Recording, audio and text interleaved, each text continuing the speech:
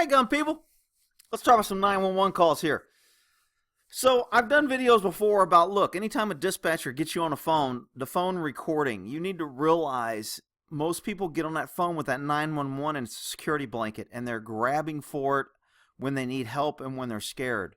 So they're not thinking liability. They're not thinking that this is being recorded. They're not thinking that anything I say, they're going to be used against me.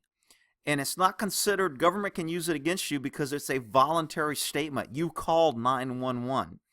Even if 911 called you and you answered the phone, it would be voluntary. A lot of times I would call suspects on the phone to get a statement because I wouldn't have to Mirandize them because they were not in custody and they could hang up. And if I call them and talk to them, they feel free, they will talk more, and I would get more information by calling them. Sometimes it works, sometimes it didn't. I'd have to know the person, the case, a lot of specifics. But remember, when you're on a phone, you're on there voluntarily because you have the option of hanging up. So this person here calls 911, somebody's breaking her house, and it sounds like she's calling him he. She sounds like a female. I don't know whether it's a guy or a girl. The dispatcher keeps calling him a guy, so I'll call him a guy. He sounds like he's scared, but his words aren't communicating that he's scared. Okay, he's on the phone with 911, kind of sitting in the house waiting for these guys to kick the door in. So let's hear kind of what he says here, and I'll talk about it. 911. Now, let me turn this down. Hang on a sec. I live at 1317 North Pine. Someone's trying to get in my front door. 1317 North Pine? Yes, they're shaking the front door trying to get it unlocked. Okay. And nobody else should be there or trying to get in? Like a roommate or anything? No. That's a good question by the dispatcher. She's probably done this before to where roommates come home drunk, the kid comes home, she's trying to get information. That's her job. I say her, most dispatchers are females. But when they try to get information, they're also trying to set, not necessarily you up, they're trying to cover their butt because later they're going to call the dispatcher and go, why didn't you ask them this? Why didn't you ask them this? Why didn't you get this? Man, if you could ask them that. And dispatchers go through training on how to get incriminating statements from people that call in because they know that it's kind of like a freebie for the government. You're talking to a government person that's going to be used against you, and they get to ask you anything they want. They don't have to Mirandize you, and any question you give them, they can use against you. Now, are all dispatchers trying to convict you? No. But through their training and just hanging around cops and dealing with this, their mindset is, if I can get you to make an incriminating statement, it will help the case. It will help me. I will look better. I won't get chastised later for not asking questions. So understand the mindset of 911 operators. Okay, what's your name? Laramie Myers, you better get the mother here or they will die. Okay, that's probably not the best statement to say on a recorded statement. I don't have a problem with it. And again, I got to say this, most people confuse when I tell you what the law legally is, people confuse it as I agree with it and they want to hate on me. I don't have a problem personally with what this guy said. Legally, as a cop working in the DA's office prosecuting people, that statement is going to be used against her by the defense. It's going to be used against her or him in a civil suit later because he's saying, I'm going to kill him. And they're going to interpret that or recreate that as, isn't it true you wanted to kill him? Isn't it true you weren't scared to kill him? Isn't it true you were waiting for him to come in just so you could kill him? Even though they didn't say that. What he actually says, you better get somewhere. That's, to me, is his fear talking. He's got this person on the phone. He's just kind of he's probably going through a little fight or flight. He's getting a dry mouth. His heart rate's going up.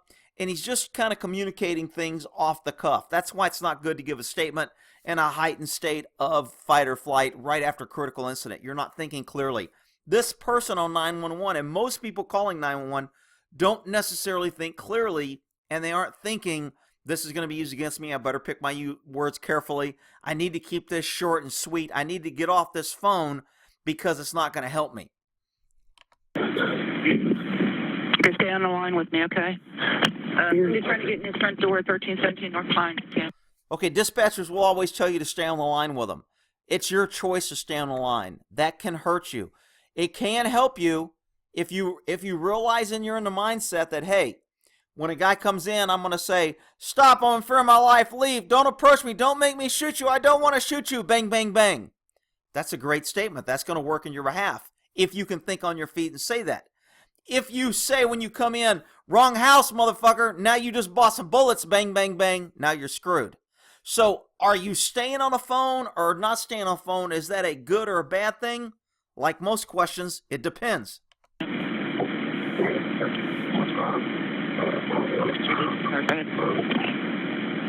Okay, did you hear a car show up or anything? Sir? No, they're beating on my front door right now. Okay, we got him on the way. So, dispatcher is trying to have a conversation with this guy. Hey, did you hear a car come up? What did you have for dinner? Hey, you got any beer in the fridge for when the cops get there?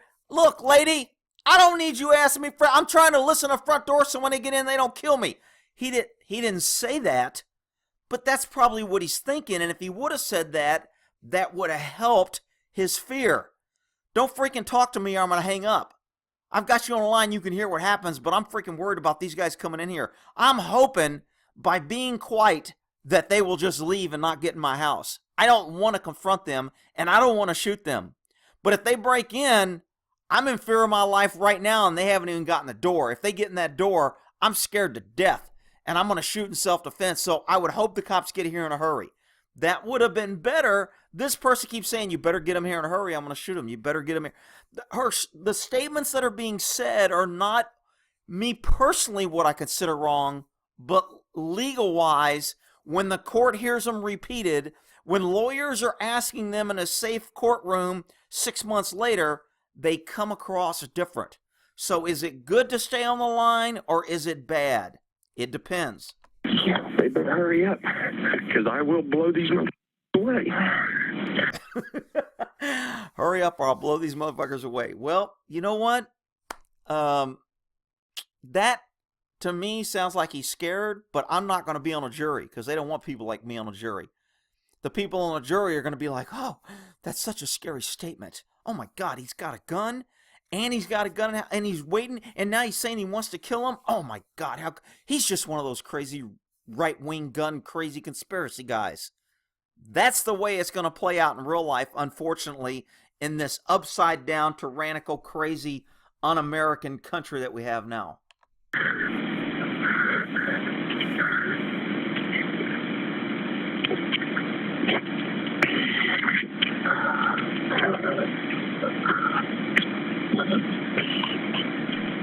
Did you see anybody?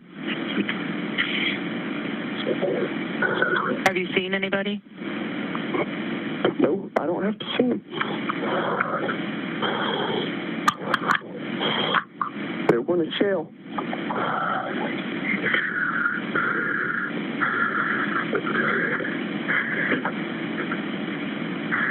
You better hurry up and get them here. They're on their way. The fact that he keeps saying you better hurry up and get him here, to me, if they charge this guy, his defense would be able to say, look, you can tell he's scared because he's keep asking for them to hurry up and get him here. He doesn't want to kill this guy. He's asking for the cops to get here quicker. Then the prosecution's going to say, well, he may have said that, but he also said, I'm going to shoot these MFs, and they better not get in here, and I got a gun, and I'm going to blow them away. He also said that, didn't he? So it just makes it, unless you've been in a courtroom and you've seen what lawyers can do with words, it's very difficult to be on your A game in the middle of a critical incident when you're worried about getting shot or you're having to kill somebody and someone's breaking into your home. This happens very quickly.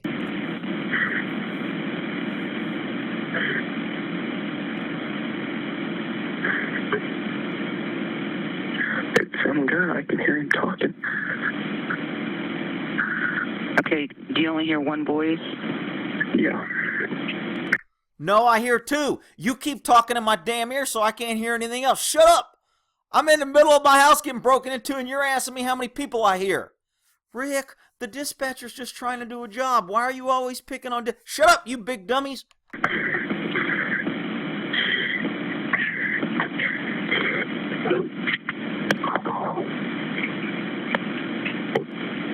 1710.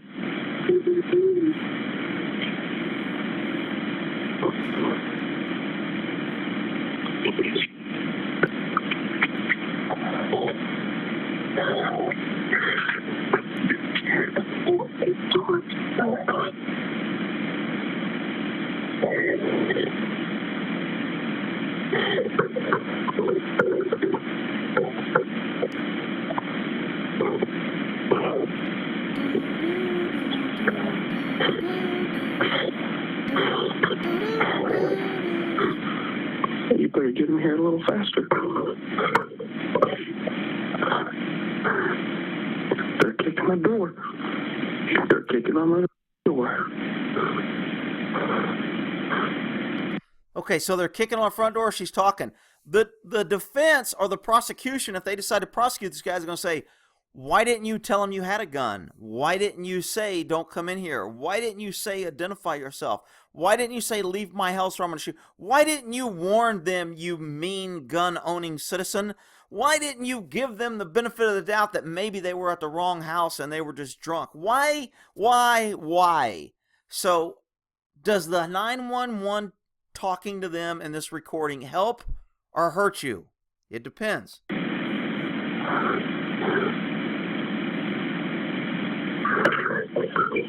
Here he is.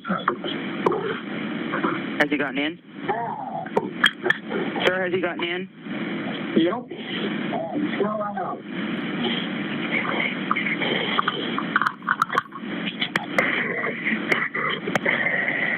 Okay, we got officers there, sir. I got officers there. So I'm thinking they cut out the shots. She comes back on the line and says, I shot him 3 times, but I didn't hear the shots, and now the officers are there.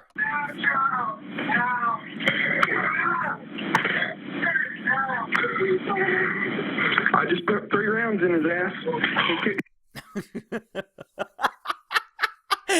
This is in Oklahoma. I love those Okies from Muskogee. My front door in.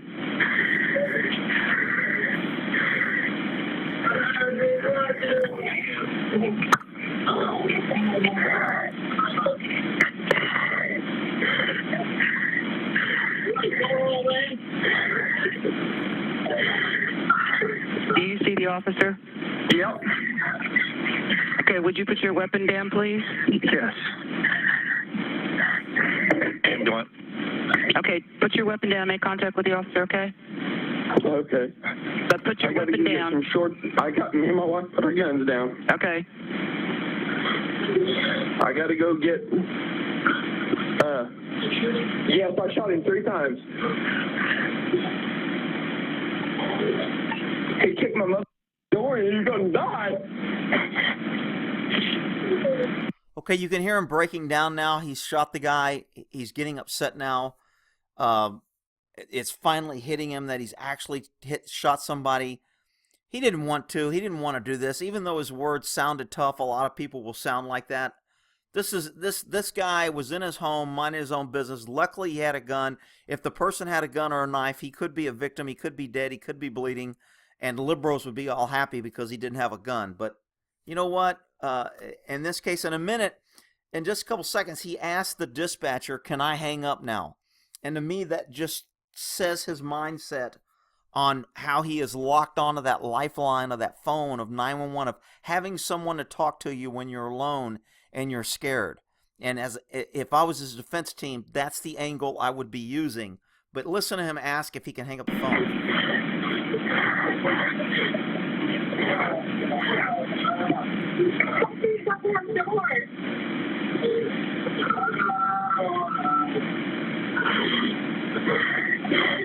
Can I let you go? Hello? Hello? Yes, hello? Yeah, can I let you go? Yeah, you can let me go. Okay, you can tell he's broken up in voice. He's emotional. Again, that happens after shooting sometime. He's got all that adrenaline pump. He's just shot somebody, fight or flight, heart rate, all that crap. Auditory exclusion, time distortion, losing fingers, tremors. All those things are happening to him right now. He doesn't really know what's going on. He hasn't trained. He probably doesn't understand it. He doesn't know exactly what's happening. He may be thinking he's having a heart attack. His heart rate's up so high. So did this audio tape help or hurt him? In a conservative place like Oklahoma, probably the DA is going to be like, good for him, I ain't charging nothing, and we'll move on to the next case. That's great. To me, I think all America should be that way. I'm thinking when you make crooks nervous to kick doors that they can get shot and nothing's going to happen, I think less people want to kick doors. But that's me. Liberal in freaking fairy feel-good land, they're going to think, no, if people didn't have guns, kind of like they are in the UK. If somebody breaks into your house in the UK, and I'm not there, I'm just going by what people have told me in the videos, if somebody breaks in your house in the UK and you use any force at all on them, you can be charged. You're supposed to let them break in, take what they want, and leave. No violence. Otherwise, you get charged. To me, that's just freaking crazy. You empower criminals. You make it easy and beneficial to be a criminal, and you disarm and make victims out of good citizens. That's liberalism in a glass jar. It's a perfect example. It's how they destroy a country. I got no problem with this. People may have different views. We'll end that there. Bye. Bye.